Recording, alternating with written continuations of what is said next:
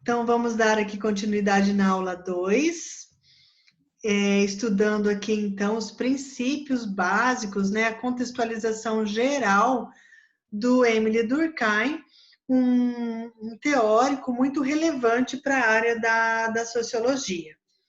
Eu preciso ressaltar aqui com vocês que na obra de Durkheim, inclusive são muitas, ele aborda 3 principais temas dentro da sociologia.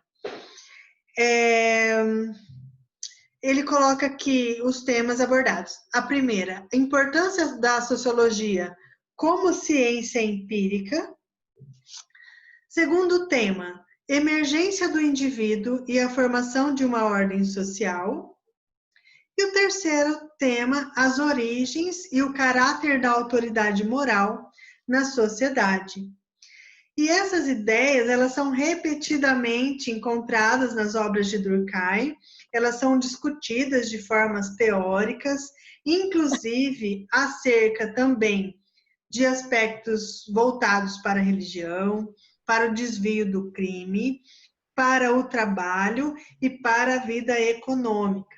E para ele, a principal preocupação intelectual da sociologia, ela está fundamentada em fatos sociais. Em vez, por exemplo, de aplicar métodos sociológicos aos estudos de indivíduos, os sociólogos, para Émile Durkheim, deveriam primeiro afastar e analisar esses fatos sociais, ou seja, estudar esses fatos sociais, neutralizando, por exemplo, as ideologias dos indivíduos, neutralizando, por exemplo, as questões voltadas para o preconceito.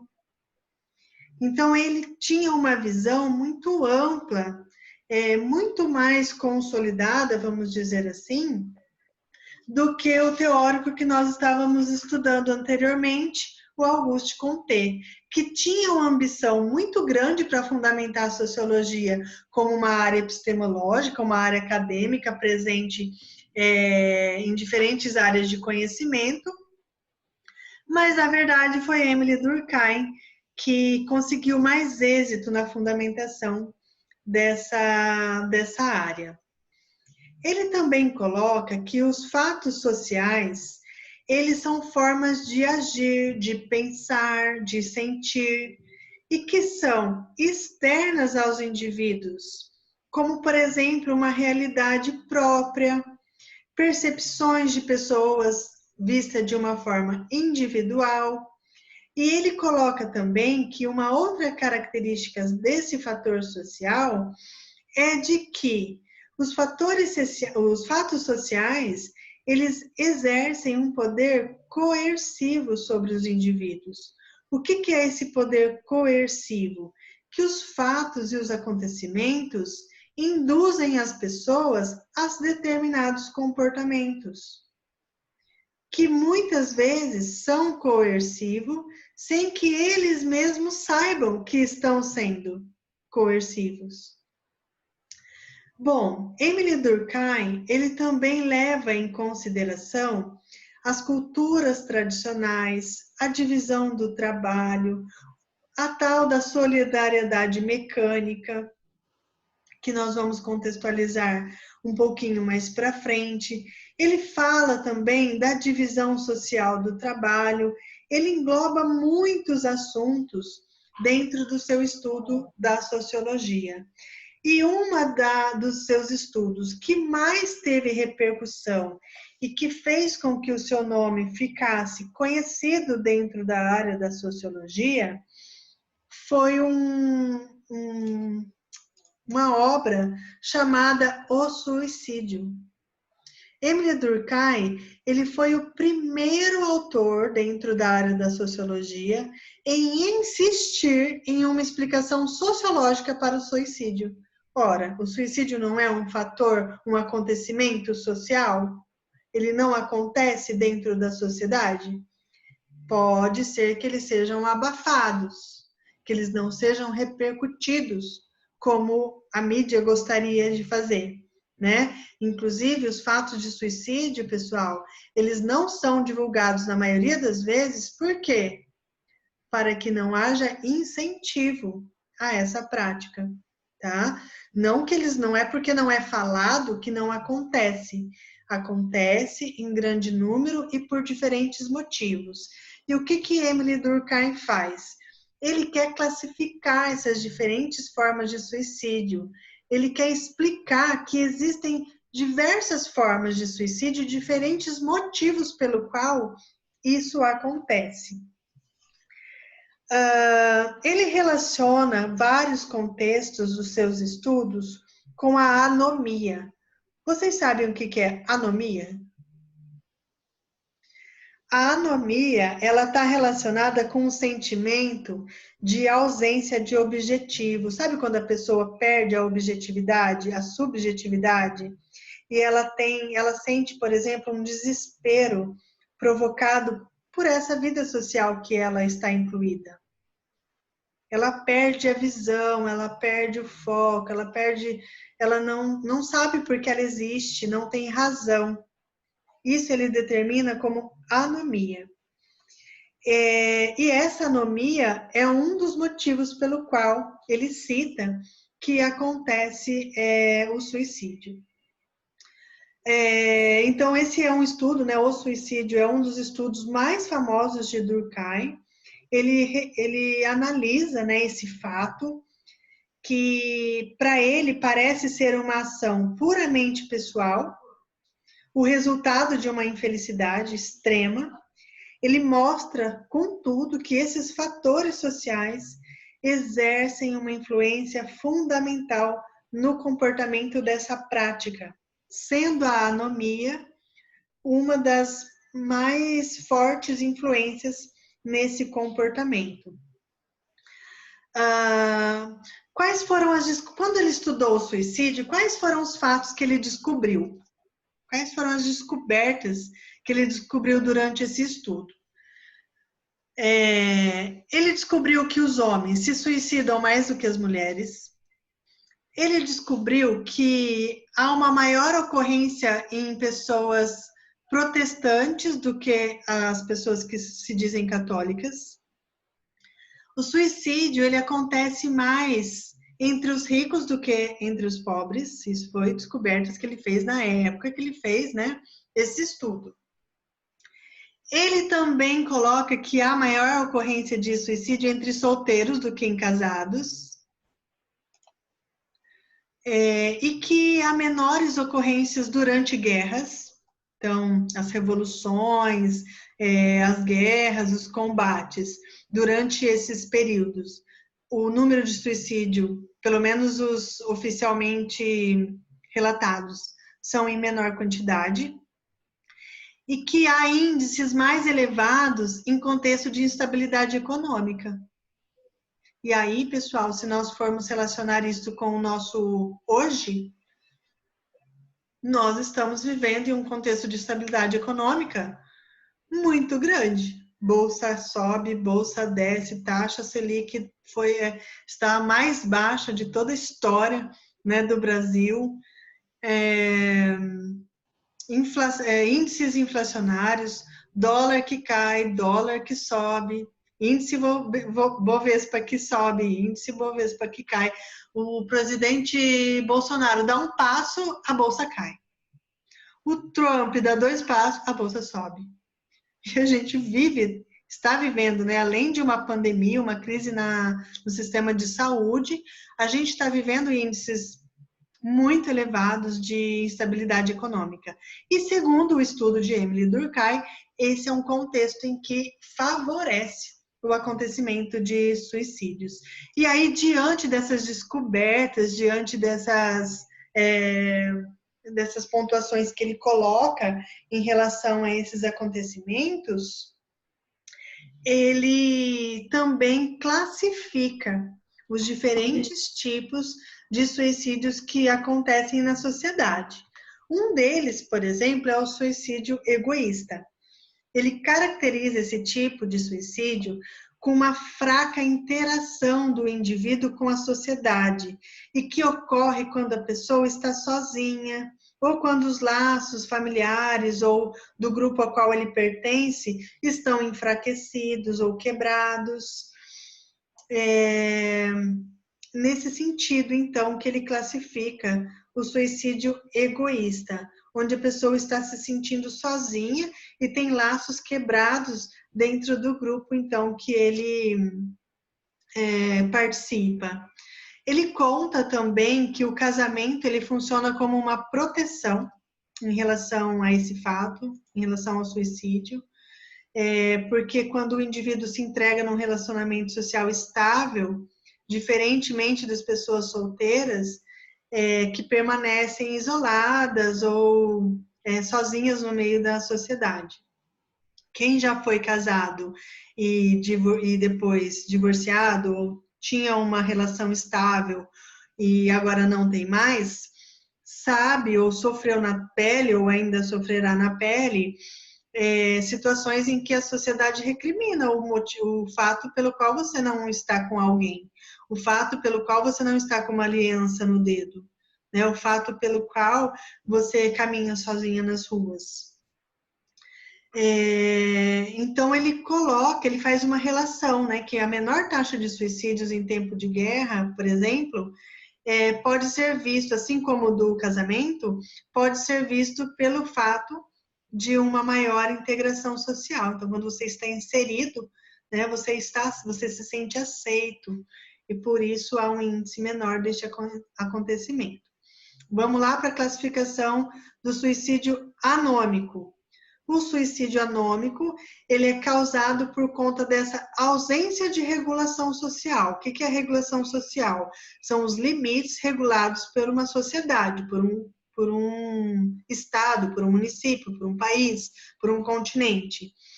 Ele reporta que essas condições sociais de anomia, as pessoas se veem sem normas, sem limites. E esses contextos mudam subitamente ou trazem instabilidade para a sociedade. E quando o sujeito perde esse ponto de referência fixo, no que diz respeito às normas e desejos, acontecem, então, conflitos pessoais, como o divórcio que eu acabei de citar, e que perturba o equilíbrio entre a realidade da vida das pessoas e os seus desejos. E essa perturbação, esse desequilíbrio, provoca esse tipo de comportamento. Aí ele vai lá para o altruísta.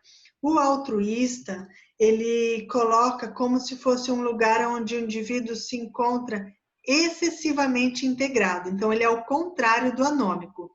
Aqui ele está integrado, mas ele está integrado demais da conta, chega a dói.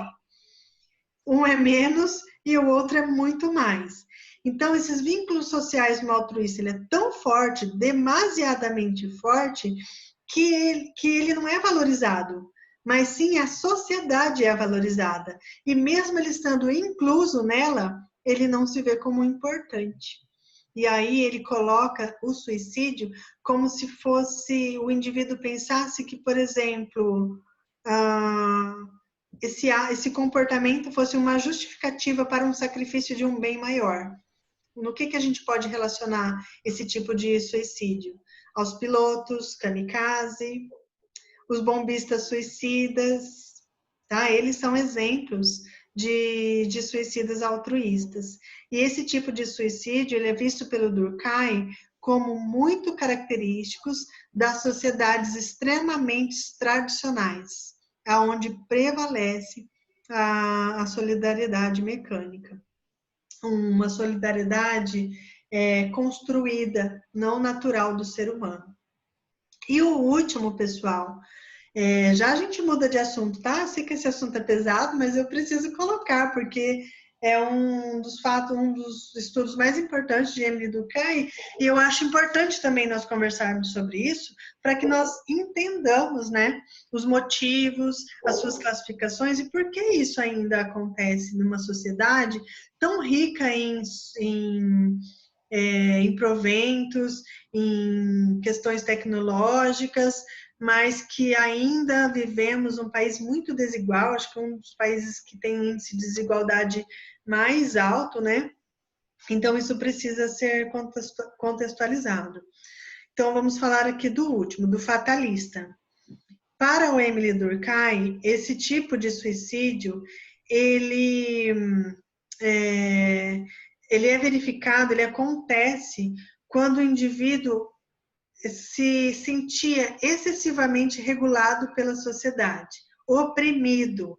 A opressão do indivíduo, ele é traduzido num sentimento de impotência perante o destino e a sociedade. Então, embora esse sentimento ele varia de uma sociedade para outra, as taxas de suicídio apresentam padrões reguladores em cada sociedade ao longo dos anos. E para Durkheim, esse comportamento prova que existem forças sociais consistentes que de fato influenciam no comportamento suicidário.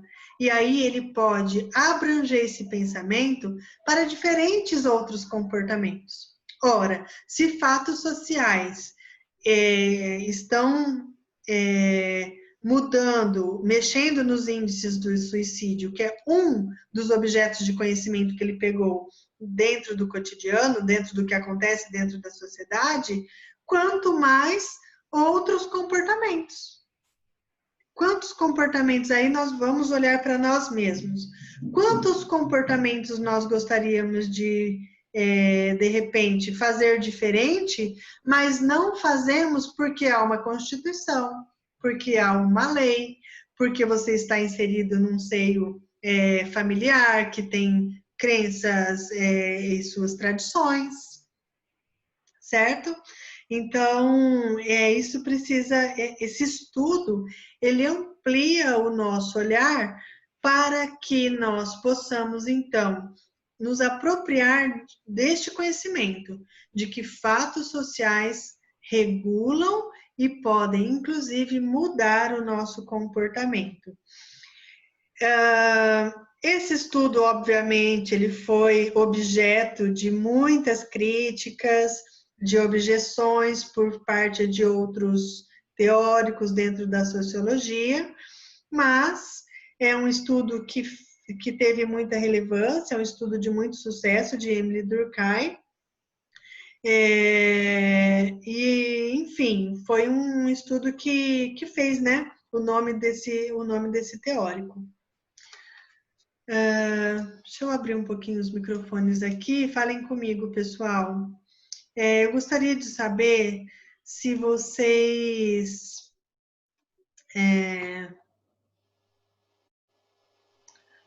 já tinham se deparado com esse tipo de abordagem sobre o suicídio, sobre esse assunto, se vocês já tinham conversado sobre isso com alguém, se vocês de fato presenciaram ou conhecem alguma pessoa que esteve inserida nesse contexto e como isso repercutiu na vida de vocês. Professora, eu posso falar, né? Pode falar, Bruna. Quando eu era adolescente, eu fui babá de um menino, acho que eu tinha uns 14, 15 anos, e ele devia ter uns 7, 8 anos. Certo. Depois de uns 10 anos, depois de 10 anos que se passaram, ele se suicidou. Ele se jogou de um prédio, colocou fogo no apartamento e se jogou do prédio. Ele Com ainda era quantos adolescente. anos? Eu não me recordo a idade dele, mas ele ainda estava no colégio. Ele viajou. Eu era de Moarama quando eu cuidava dele, e ele também morava lá. Aí ele já estava no ensino médio, veio viajar com a escola aqui para Londrina. E nessa viagem ele estava no hotel, no apartamento, não sei, mas ele veio com a escola, né? Devia estar no hotel. Aí ele se matou. Nossa, Bruna, que exemplo tão Tocante. pertinente, né? Para a aula de hoje. E como que. E aí, assim, depois dos conhecimentos que você se deparou, como por exemplo da aula de hoje, você consegue atribuir esse comportamento dentro de uma dessas classificações que nós colocamos aqui? Não, Não sim. sei se eu consigo enquadrar em algum, mas ele sempre foi muito isolado. Uhum. Tipo, ele não gostava de conversar, ele não tinha amigos, assim. Eu passava o dia todo com ele calado. Tipo, uma criança não brincava, nada. Era bem estranho. Ele não Certo. conversava nem comigo, assim. E os pais? Os pais deles era separado, a mãe dele Hum. é pedagoga, ela trabalhava na. Ai, como que chama lá que organiza os professores? Eu não lembro como que chama. Da Secretaria da prefeitura. Educação? É, trabalhava na secretaria da cidade. A secretaria organiza os professores, Bruno? Acho que dá uma organizada. Tá certo. E eu sempre achei ele com uma personalidade bem diferente, assim. Eu até achava que ele era autista. Certo. É, Mas a pelo mãe que dele era pedagoga, né? Ela devia identificar se ele tivesse algum problema, assim. aí é que tá. Geralmente, assim, não é uma regra, né? Mas psicólogos, assistentes sociais e muitas outras áreas, a demanda laboral, ela é tão grande, ela é tão extenuante que que se presta ao serviço para a sociedade, mas quando chega dentro de casa, a última coisa que ele quer fazer é prestar serviço. E aí os seus sofrem da falta daquilo em que há um especialista dentro de casa. Ó, mais um assunto para ser contextualizado. Isso aí dá um trabalho de conclusão de curso, assim, excelente, né? Se nós formos contextualizar essas questões. Ok. Por que que filhos de psicólogos têm tantos, né? Não estou generalizando, estou falando que todos os filhos de psicólogos têm problemas, mas a gente vê fatos que acontecem que filhos de psicólogos têm problemas sentimentais, têm problemas emocionais e a família não vê. Né? E aí você, como professor, vai falar, eu estava dando, logo que eu me formei, eu dei aula numa escolinha aqui em Londrina, uma escola particular, e eu tinha uma aluna que na quadra era nítido, ela não olhava nos meus olhos, ela cantava uma música que ninguém, tipo assim, ela não estava no mesmo mundo que nós. Era muito nítido isso para mim. E graças a Deus eu sempre tive o cuidado de fazer observações sobre os meus alunos, porque na quadra é aquele campo de libertação, né? Onde eles não precisam ficar sentados fazendo aquelas atividades. Então eles veem a quadra como um campo de libertação e se sentem livres para agir da forma com que eles querem. E a gente precisa usar isso a favor para inserir os nossos conteúdos. Mas com uma determinada criança era muito assim difícil fazer com que ela se integrasse ao grupo e ela tinha fortes traços de autismo. E aí eu falei com a diretora, falou, olha, eu percebi, né, esse comportamento, gostaria de saber se vocês já tinham percebido, se outros professores já tinham relatado essa questão. E aí a diretora conversou comigo, olha, a mãe é uma profissional excelente, né, atua na área da saúde. Nós fomos conversar com a mãe, mas a mãe falou assim, não, ela é distraída assim mesmo. Em casa ela também é assim, distraída. Um minuto de silêncio. Né? Então, quando está dentro do nosso mundo, dentro do nosso... faz parte do nosso cotidiano, muitas vezes os problemas são camuflados. Ou vê e você não quer ver, né? Ou realmente não há o entendimento de que isso também pode acontecer dentro da nossa casa, dentro da nossa família, né? É igual nesse caso, eu não tinha como eu falar com ela que ele tinha algum problema, porque eu também não sabia de muita coisa. Eu era Claro, era uma adolescente menina. também, né? Aham, com certeza.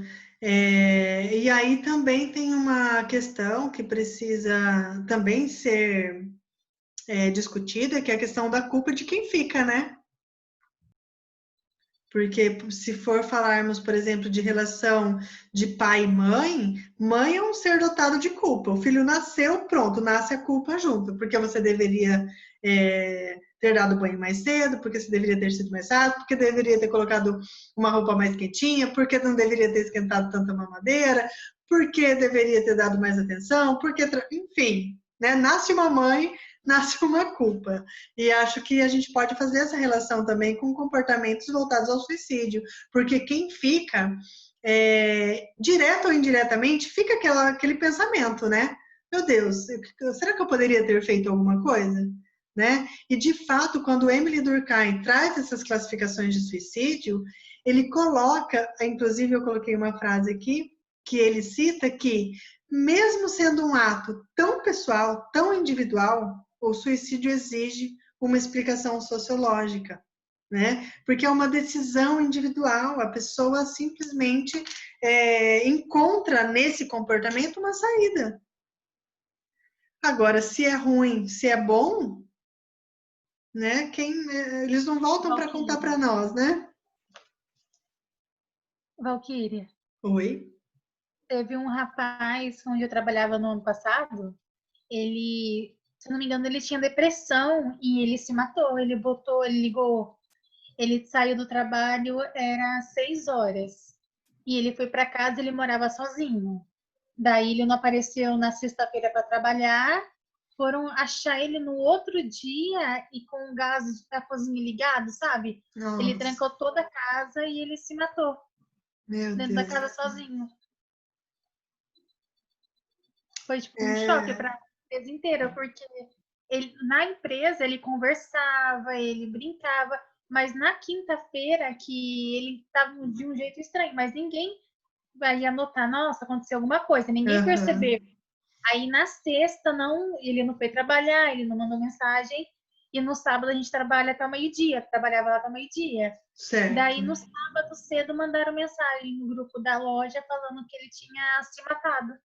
Meu Deus. A gente consegue ver, né, mediante esse estudo de Emile Durkheim, que é um ato individual e sim egoísta, né?